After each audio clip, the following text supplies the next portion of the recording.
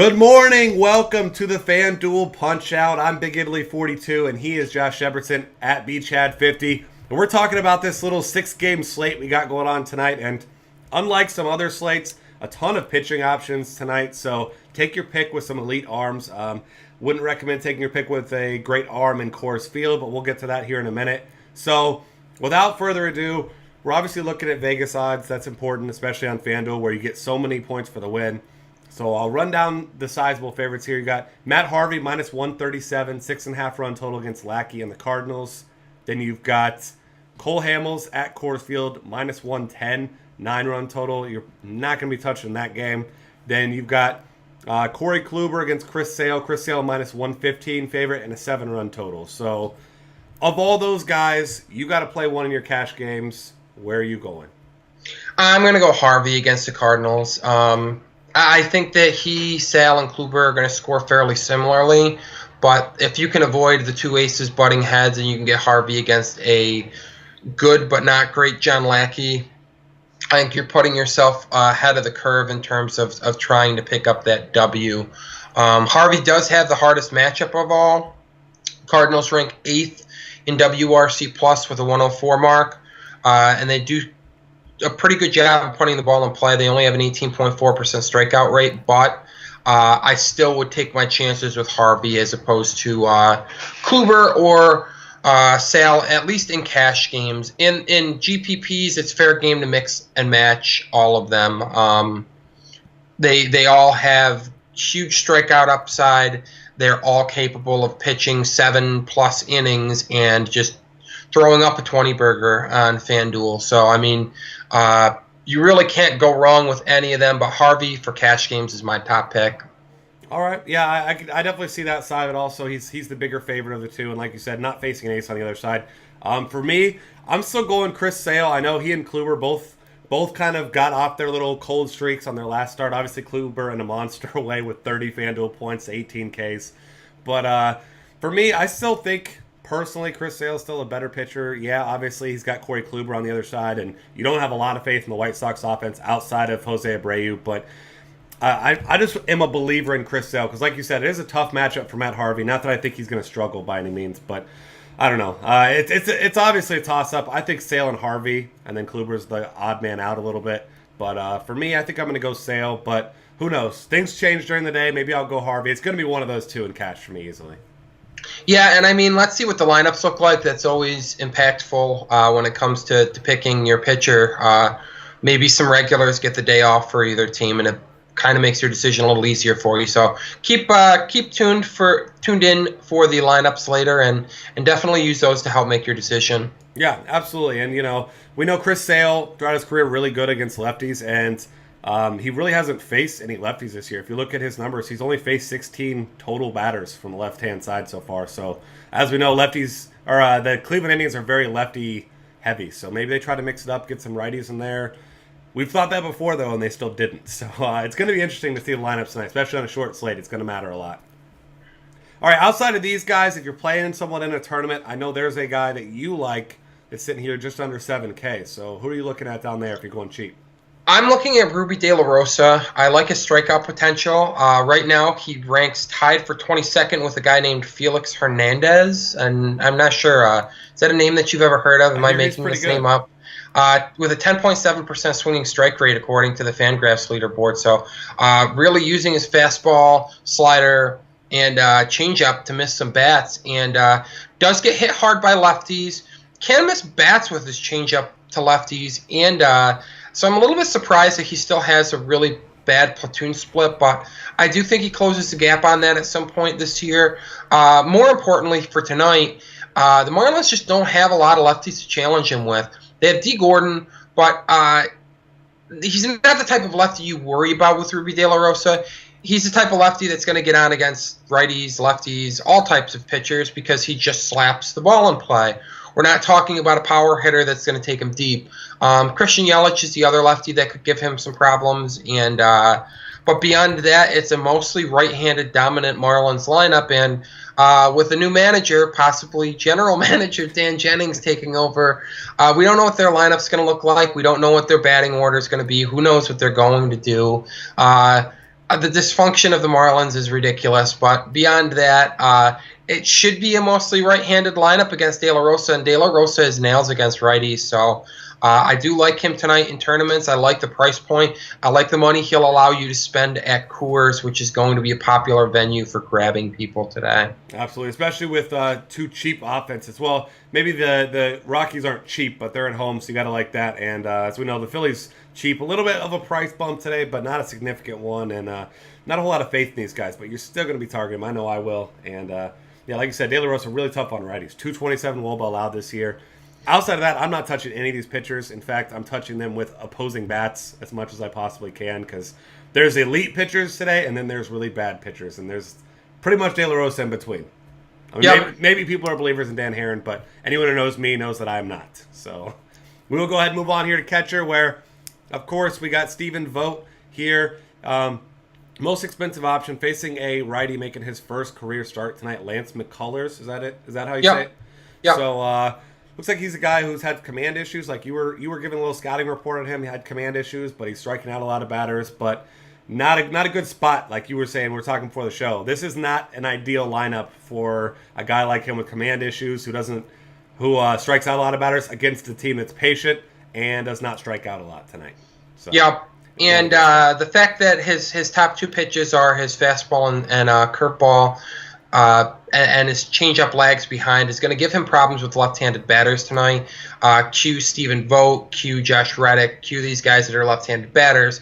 So I like Vogt. The problem is the only rosters I could see myself getting exposure to Vogt on are going to be those Ruby De La Rosa GPP rosters. Not going to be able to fit him on those cash game rosters with the aces, because I think you're better off paying down at catcher. You do have some options beyond Vogt. Obviously, Justin and I are on Coors Field. Willeen Rosario is my favorite play, assuming he's in the lineup. They're facing a lefty, so I would expect him to be. But even still, $3,500, maybe you have to shave a few $100 more. Maybe you go down to $3,000. Carlos Ruiz against Jordan Lyles. Maybe you grab, if Rosario's playing first base, maybe you grab Michael McHenry or Nick Hundley, whichever catcher's behind the plate for Colorado. Basically, you want yourself some exposure to some of these bigger totals, and that's a good one. Vogt's in that big total scenario as well, but very expensive. And the other side of things, be nice if there were a right-handed catching option that you could like against Drew Pomeranz, but Castro, the starter, left-handed, bad against lefties. And their backup situation, you got Conger, switch hitter, but not a good enough hitter that I'm going to be getting exposure to that total there in Houston. So those are really the catching options for me. There is one more, and I think you know who I'm talking about, Justin. He is in Houston, but he no longer actually catches. Yep, Mr. Evan Gattis over here with the big-time power, obviously against the lefty tonight. We love targeting him against lefties. Pretty damn good at home, too. So if you're not paying down for catcher, someone in Coors Field, which is probably what I'll be doing in cash games, like you said, depending on who's in the lineup, depending on where they are, then it's going to be Evan Gattis for me in tournaments if it's not Willeen Rosario. Yeah, and that's the list. I mean, that is your list of useful catcher names, unless Dan Jennings, the rumored manager for the Marlins, decides he's going to come in and bat Real Muto third. I mean, unless something ridiculous happens today, that's your list of catchers that should be in play tonight. Absolutely. Let's go ahead and move on to first base, where we're looking at Ryan Howard, reluctantly so, but he's actually swinging a decent bat here. $3,400 at Coors Field against Jordan Lyles. And we know Jordan Lyles not a very good pitcher, even worse against lefties. And he keeps the ball on the ground a decent amount, but when Ryan Howard hits the ball, it doesn't stay on the ground very well. It carries pretty damn well. And he like I said, he's starting to hit. He's got 7 hits over his last 3 starts plus a pinch hit yesterday, a home run, a couple doubles. So 3,400, I think he's going to be my most used first baseman tonight. Obviously no Justin Morneau in Colorado. Could be no anybody in Colorado tonight. With could be a bunch of cheap players since you got troubles with him, Tulowitzki, Dickerson, all of them. So I think Ryan Howard's going to be my main go-to tonight. Yeah, I like him in GPPs for sure. I like Lucas Duda at $3,000 in cash games if you're looking to save a little bit of money for your elite pitching. Chris Carter against the lefty at home, not a bad matchup either. Big power there. If you're using Ruby De La Rosa and you got some extra money burning a hole in your pocket, you can go up to Paul Goldschmidt at 5,400. Gets Dan Herron. Dan Herron has a reverse platoon split. Goldschmidt hammers all pitchers of all handedness, so it doesn't really matter who he's facing. But 5,400, too steep if you're going to be rostering an ace. You're just not going to be able to budget for him, so you will have to dip down to that Howard, Carter, Duda mix. Jose Abreu, 3,700 if you're not using Kluber. DeSalle, pretty good venue for hitting home runs in. Jose Abreu just happens to have a little bit of power. Not a bad grab if you wanna chase some thump there. And then you and I talked about him if he's in the lineup. Darren Ruff, 2,600. Again, more Coors Field exposure. You'd like to get lefties against Lyles, but on a short slate like today, you take anybody you can get against anybody at Coors Field. So those are pretty much the only names that I'm looking at. Yeah, I'm with you there, especially Abreu. I think that Kluber will be a popular play today, and he hasn't been hitting for a ton of power recently, but he's getting it done in every way. He's walking, he's scoring runs, he's getting those clutch RBI hits, so I think he makes for a nice high upside play. And as we know, when Kluber's bad, he's really bad. Not saying that I'm targeting him a lot tonight, but if I'm playing anyone against him, it's definitely Jose Abreu. Yeah, I mean, that's the name to get from that White Sox lineup for sure. Absolutely. Let's move on here to second base where Jason Kipnis, lefty against Chris Sale. No thanks for me. If I'm paying up, it's going to likely be for D. Gordon or Jose Altuve. Probably Gordon due to the cheaper matchup, or the cheaper price tag, $700. Both have fine matchups. Altuve against the lefty and Pomeranz. D. Gordon against a righty and De La Rosa, which you already talked about. He's much better against righties than lefties. So take your pick if you're paying up. It's one of those two. I'm not paying a similar price for Ian Kinsler. No, it's Altuve and Gordon or bust basically at the position. Beyond them, again, we're paying down. We're going to Colorado, grabbing a guy like Chase Utley against Lyles, taking advantage of the shortcomings of Lyles against lefties. Maybe Aaron Hill is in the lineup and we get some exposure to Dan Herron. If not, then yeah, I mean, you're pretty much stuck looking at Utley or the pricey duo because there's just not a lot here. The position stinks. Unfortunately, not a great spot to punt. Maybe Emilio Bonifacio's in the lineup, and you say, to heck with it, I'm gonna punt. But I really don't want that kind of exposure to Corey Kluber. He's the type of hitter that's gonna pad Kluber's numbers, not get to Kluber. So. Not a position to skimp at. I mean, if you have to spend down, it's got to be Utley at $3,000. But that's it. It's an interesting position because you have very good options, but you have to budget for those very good options. So you're going to have to spend save someplace if you're going to use Harvey and Sale or Kluber, and then pay a second base. So just be cognizant of that. Yeah, especially in cash games, you have no choice but to pay up for pitcher unless you're just insane. And you're going to need to have yourself some stability, especially because a lot of people will be getting those top two second basemen, or top three, I guess we could say, with Utley in the good situation. But you don't have one of those. One of them has a big day, or they all do. Good luck catching up with some punt plays there, because I don't think it's going to be happening. All right, third base now. Matt Carpenter against Matt Harvey. No thanks at $4,300. Too expensive. I guess you could throw him in a tournament, because obviously he's still a damn good hitter. Nolan Arenado is a great play tonight against good Cole Hamels, but obviously Coors Field. $4,000. Cole Hamels has just so happened to give up 8 home runs already to right-handed batters today. And last time I checked, Nolan Arenado still hit right-handed. So you got to like his upside there, a ton of power. Other guys, Aramis Ramirez at $2,900 will probably find his way into my cash games just due to the fact that he's that middling price. He's got a decent amount of upside against the lefty and Kyle Lobstein. And if not him, then probably Daniel Murphy at the same price against John Lackey. Yeah, I think those were my favorite cash games plays. Arenado, obviously the highest ceiling play. Again, a guy that you can get on your roster is if you're going to be using Ruby De La Rosa. Or at $4,000, you can get some careful budgeting if you spend lightly, maybe in the outfield, to get him on those ace lineups as well. But the other name that I'll throw in there is Yasmani Tomas against Dan Herron. Don't love the ballpark that he's in, but Tomas is starting to hit the ball very well. And Dan Herron has that reverse platoon split, actually struggles with righties more than lefties in recent seasons. So I don't mind using Tomas as well, but I think in cash games you're much safer going with Ramirez and Murphy. Maybe reserve Tomas for your GPPs. Yeah, I'm with you there. Moving on to shortstop, where it's not pretty tonight, as it usually is, and of course, a short slate. Troy Tulowitzki, officially day-to-day right now. If he's in, obviously he's your top option at home against the lefty. I know your boy Marcus Semien certainly in play for you there at $3,400. Nice $1,100 discount there. And then I'll give one more guy, and I know there's someone else you're looking at there. I like Freddie Galvis. Should be hitting second tonight against Jordan Lyles. Been hitting the ball really well. Obviously got a price bump now that he's in Coors, but the guy's been tremendous recently. So I'm a big fan of Freddie Galvis tonight. And you gotta love getting any piece of Coors Field. It's always a great feeling when you've got that backing your hitters, basically. Yep. The guy that I like, unfortunately, gets Marlins Ballpark as his backing, but he does get to take some hacks against Dan Herron. That's Chris Owings. Again, I'm going to exploit Dan Herron's reverse platoon split. Owings doesn't walk a lot, but he's an aggressive hitter that's been putting the ball in play. Can sting the ball, can steal a base. So 3,300, good price point for him.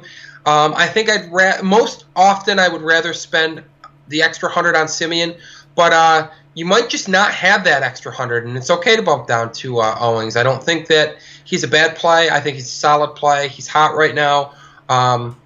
But yeah, touching on Semien just a little bit. Love the matchup with McCullers. Hitting right-handers better, and McCullers does have those control issues, so Semien can exploit those just a little bit. But Owings is my third option. Again, Tulo's top play if he's in the lineup.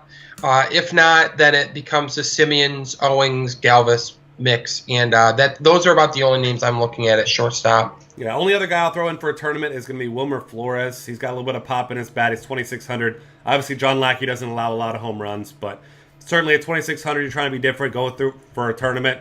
I don't mind Flores there, but like I said, I'm sticking with those other guys we mentioned for the most part as well. All right, moving on to the outfield, where we've got some not a lot of huge names out here. I think if I'm paying up, my preferred option is going to be Ryan Braun against Kyle Lobstein. He's $4,000. As we know, his massive upside. Great against lefties. Really starting to get it going here. Maybe pairing him with Aramis Ramirez. Maybe Carlos Gomez is back. He got hit in the face yesterday, but it seems like you were talking earlier. We were discussing it. Seems like he's all right. He's got a little bit of a bruise there from his helmet. That's about it. But I still prefer Braun to Gomez tonight if I got to take one. Yeah, if I have to take one, I'm taking Braun as well. But I do like both as long as both are in the lineup. Price just $100 cheaper than them. I like Josh Reddick as a lefty to take advantage of McCullers and his lack of a good changeup at least. Beyond them, you're looking at maybe getting some more Diamondbacks hitters from the outfield, whether that's Pollock or Peralta, whoever's in that lineup. Is going to make for an interesting play. I don't really like Trumbo at $4,100. Just too pricey when you've got other options around him. But Peralta and Pollock look good if both are in the lineup. Enciarte's fine if he's in the lineup. He is their leadoff hitter. And it wouldn't surprise me to see Dan Herron get knocked around just a little bit. Curtis Granderson hit a leadoff homer yesterday. Lefty-righty matchup for him today. A left-handed batter.